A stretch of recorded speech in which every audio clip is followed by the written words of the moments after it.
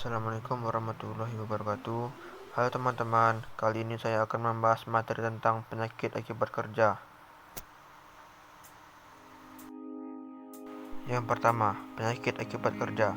Sebuah hal yang substansi dari kehidupan kita adalah pentingnya pekerjaan. Karena dengan bekerja kita dapat menghidupi kehidupan kita secara jasmani. Namun kadang dengan pekerjaan membuat seluruh organ tubuh jenuh dengan aktivitas yang sering kita lakukan, sehingga organ tubuh mengalami suatu hal yang membuat kita merasa sakit. Untuk memahami lebih dalam, kami akan mendefinisikan penyakit yang disebabkan oleh pekerjaan. Penyakit akibat kerja adalah penyakit yang disebabkan oleh pekerjaan, alat kerja, bahan, proses maupun lingkungan kerja. Dengan demikian, penyakit akibat kerja merupakan penyakit yang artifisial atau man-made disease. Yang kedua, adalah penyebab penyakit akibat kerja. Terdapat beberapa penyebab penyakit akibat kerja yang umum terjadi di tempat kerja. Berikut beberapa jenisnya yang digolongkan berdasarkan penyebab dari penyakit yang ada di tempat kerja. Yang pertama, golongan fisik, yaitu bising, radiasi, suhu ekstrim, tekanan udara, vibrasi penerangan. Yang kedua, golongan kimiawi, yaitu semua bahan kimia dalam bentuk debu, uap, gas, larutan, kabut. Yang ketiga, golongan biologik, yaitu bakteri, virus, jamur, dan lain-lain. Yang keempat, golongan fisiologik, yaitu desain tempat kerja, beban kerja. Yang kelima, golongan psikososial, yaitu stres, psikis, monotoni kerja, tuntutan pekerjaan, dan lain-lain. Macam-macam penyakit akibat kerja. Yang pertama, asma. Para pekerja yang sering terpapar asap kimia, gas, dan debu rentan mengalami kondisi ini. Keluhan biasanya akan semakin cepat timbul jika pekerja tidak memakai alat pelindung seperti masker. Pekerja yang berisiko mengalami asma antara lain pekerja yang di pabrik tekstil, penata rambut, tukang kayu, dan tukang las. Yang kedua, sindrom carpal tunnel atau CTS.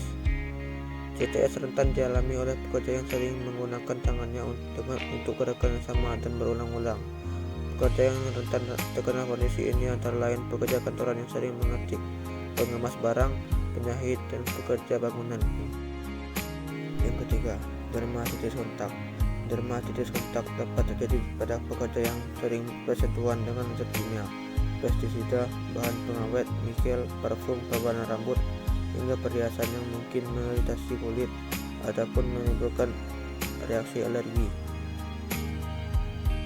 Yang keempat, penyakit paru kronis. Seseorang yang bekerja di tempat ini seperti tambang batu bara, pabrik batu, pabrik tanah liat, pabrik bangunan, jalan raya berisiko untuk terkena penyakit ini. Salah satu contoh penyakit adalah asbestosis. Keluhannya bisa berupa batuk, sesak, napas, nyeri dada, hingga perubahan pola napas. Faktor-faktor penyebab penyakit akibat kerja. Yang pertama, suara tinggi atau bising dapat menyebabkan kesulian. Yang kedua, temperatur atau suhu tinggi dapat menyebabkan hipertensi, miliaria, head cramp, head exhaustion, head stroke. Yang ketiga, radiasi sinar elektromagnetik inframerah dapat menyebabkan katarak. Yang keempat, ultraviolet dapat menyebabkan konjungtivitis. Yang kelima, radioaktif alfa, beta, gamma, X dapat menyebabkan gangguan terhadap sel tubuh manusia.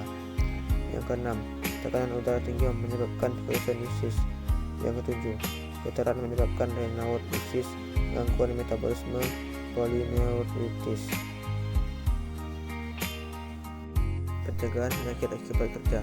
Yang pertama, pakailah alat pelindung diri secara benar dan teratur. Yang kedua, kenali risiko pekerjaan dan cegah supaya tidak terjadi lebih lanjut. Yang ketiga, segera akses tempat kesehatan terdekat apabila terjadi luka yang berkelanjutan. Itulah penjelasan materi tentang penyakit akibat kerja dari saya. Sekian dan terima kasih. Wassalamualaikum warahmatullahi wabarakatuh.